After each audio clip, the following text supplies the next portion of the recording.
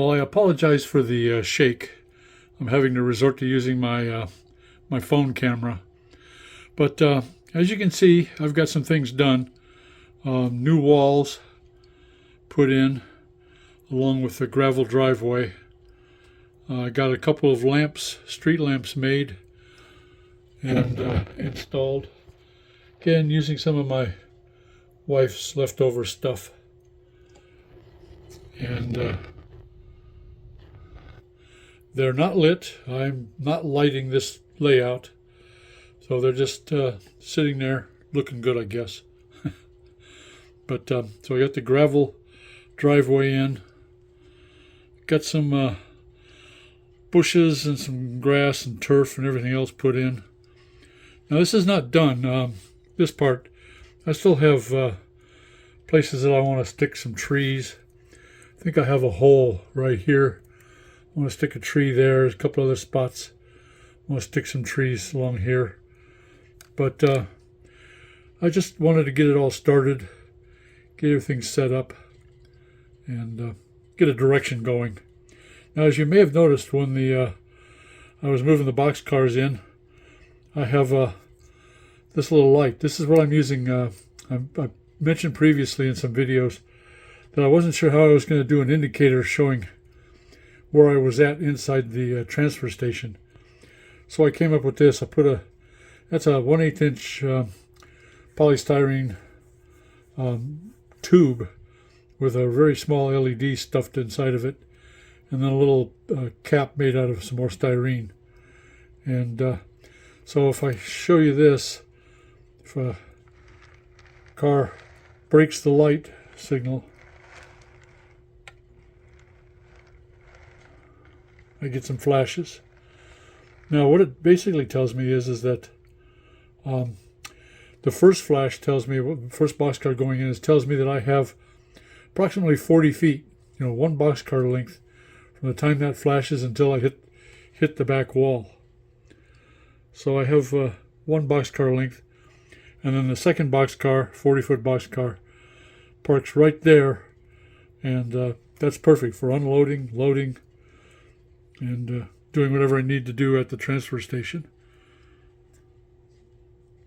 Now the other thing I completed was this retaining wall for my hillside back here.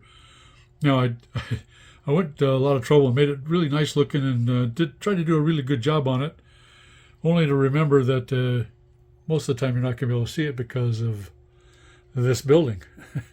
But if you're standing down at this end of the layout and you're watching trains coming from here, and if I ever do the extension, then be able to watch trains go in and go past that retaining wall. And I got some talus down for the heavy gravel for drainage and stuff. And I got some fine, I guess it's fine ballast for the narrow gauge. And I think this is the same stuff I used for the auto driveway over here. But anyway, got some ballast in, got the walkway redone, and some bushes down, and I have some mock-ups for some buildings just to get an idea. And I have the pad, the concrete pad down for the buildings. That's where they'll end, right in there. And I have a bumper stop for the narrow gauge. Did that, just scrap styrene, painted it up. I have my scrap-built, scratch-made boxcar and scratch-made boxcar and caboose sitting here on the siding. And that's really all I've got done, got completed over the last couple of months. But I wanted to get this out because I'm going to be getting ready to head on a vacation, so I wanted to get this done and show you what I've done.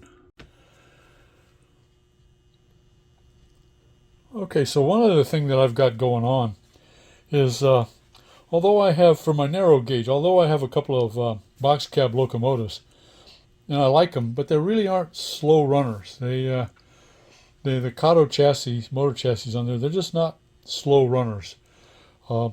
takes a little bit to get them going and to keep them going. Since they're just two axle and they're short, they sometimes they have a problem going over the turnouts, but most of the time they don't. But they're just not fast or not slow runners. So what I got from a friend of mine a long time ago was this Bachmann GP40. And this guy, the chassis on this thing runs really great slow. It's a really nice slow runner. Now I'm not going to be doing DCC on my narrow gauge. It is straight DC, so this works fine because this has the metal weight and it's part of the electrical conduit, electrical connectivity. Hot and minus, plus and minus side. So I'm not going to have to worry about doing any of that for DCC. So what I've done, I removed the body. I've done a little modification to the trucks, just added a couple of pieces and then painted them up. And then I've made this base, chassis base, out of styrene for it. And then I decided, trying to figure out what I was going to do with it. My original thought was some kind of locomotive. Then I thought maybe I'd make a small doodlebug. Well, you won't use a doodlebug to push boxcars around, so I got to do a locomotive.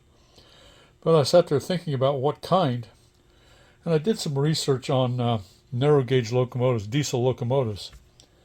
And there aren't a whole lot. Funny is there's some from European style, and there's a couple others that are American, but they're all short. They're all the two axle, and none of the long four axle types. So I started thinking about maybe creating something of my own, just freelancing it. So I started off by making a hood, and so I made a hood, a long hood, and it can be covered up with the cab or whatever. And I said, that's a good start. I like it. It looks fairly decent. And then I thought, well, do I do a long cab? Do I do this with a long cab like that? And I thought, no, that doesn't really jive well. I'm not sure how good it would look in the end. Then I thought about just a short cab in the middle, like a GE 66 tonner, and that could be a possibility. That wouldn't be too bad. And then I also thought about making it a long nose and a short tail. And I kind of like that. That looks pretty good. I might do something like that. We'll see. I'm going to ponder it over the next few weeks.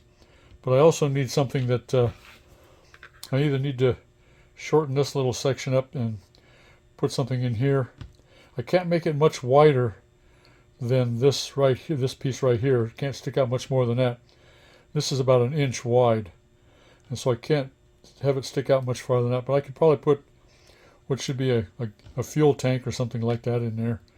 And it will be side doors, because there's not a lot of room for a person to walk across here, so it'll be side door right in here with a stirrup step down there, and that might look pretty good.